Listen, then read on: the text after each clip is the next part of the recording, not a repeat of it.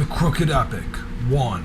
In. 1. The Inn of Maniacal Madness. 5. Alex. The Maze. 5A. 1. The man, if he is man, Draken, is a maniac. The horror of his appearance dwarfs Barry Reeves. His wickedness is supreme in this land of Hob. The people here speak of ear, which is the chemical that produces the power in this world. It is drawn from the liquid water, yet permeates the atmosphere and affects all who inhabit this wicked place. It changes the atmospheric pressure and causes the stars to sparkle more incandescently than Earth. Its power is supposedly magnificent if harnessed meticulously, but it causes near immortality in the people of Hob.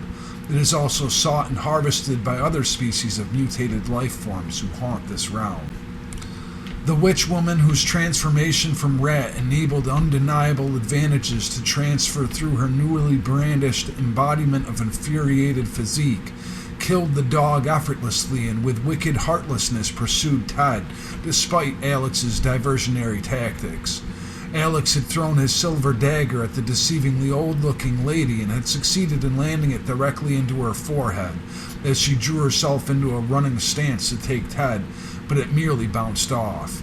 With predatory instincts, she had speculated Ted's diminutiveness as the weaker prey and compiled her efforts in his recapture. While the freshly wounded slice on her face caused the momentary distraction, he ran forward and heel-kicked the side of her right knee, collapsing her legs underneath. She staggered off the road onto the field, howling in anguish as Alex jumped for the fallen dagger and Ted ran for the cavern. As soon as Alex had the dagger in his hand, he swung out at her again as she was regaining stable footing and cut deeply into her forearm. Meanwhile, Ted reached the cemetery in a panting rush of fear and determination as night fell around him.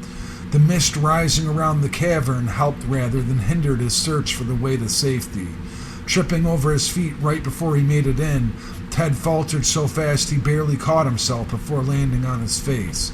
Desperately, he crawled half of the remaining 30 feet, and when he raised himself to stand up, the crystals on the walls around him in the cavern were glowing an eerie light green. A few steps further, the walls rumbled, and rocks collapsed around the exit to Hob. Much later, the father, Christopher Good, had done his due diligence in sending Ted the response from Alexander, the brother, by leaving the 9 hand-drawn cards at the mouth of the cavern above their land in Weir. When Ted had read the letters in his hand, he used 16 matches, the entire front 2 lines in a book, to scan the letters.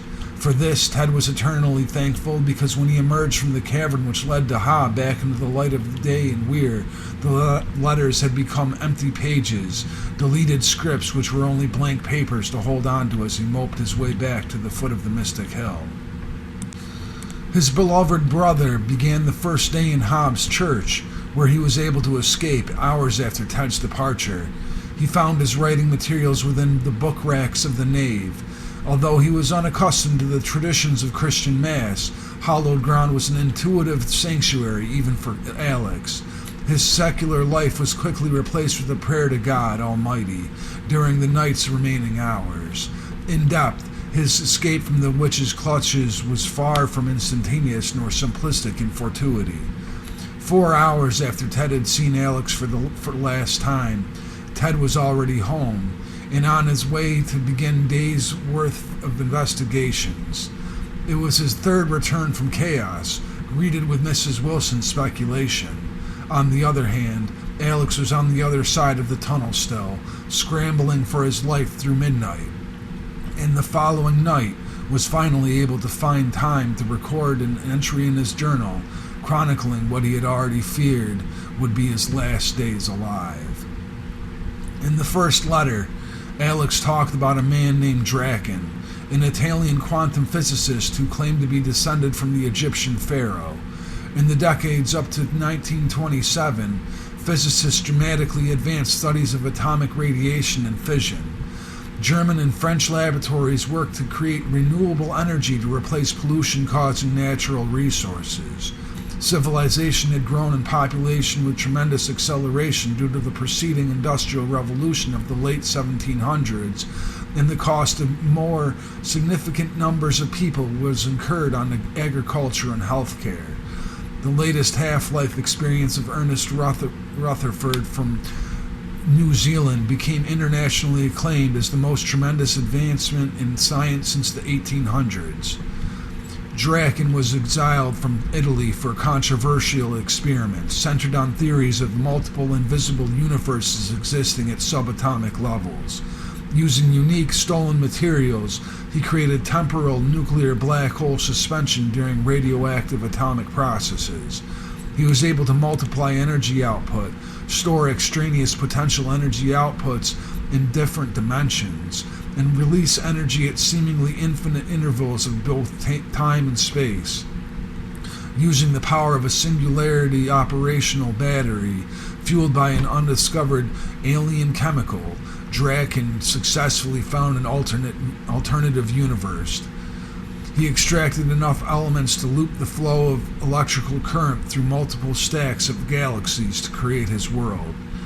Ted was blindsided and intercepted by his guardians at home. Both Christopher Good and Mrs. Wilson were anxiously waiting for his return. Ted stumbled through the chaparral of the forest surrounding their house and threw himself against the back door near the kitchen. He was greeted by Irene before he had even noticed both cars. His eyes swelled with tears when he saw his father walk from the staircase toward him. Mrs. Wilson wrapped her arms around Ted and nudged his head against her bosom.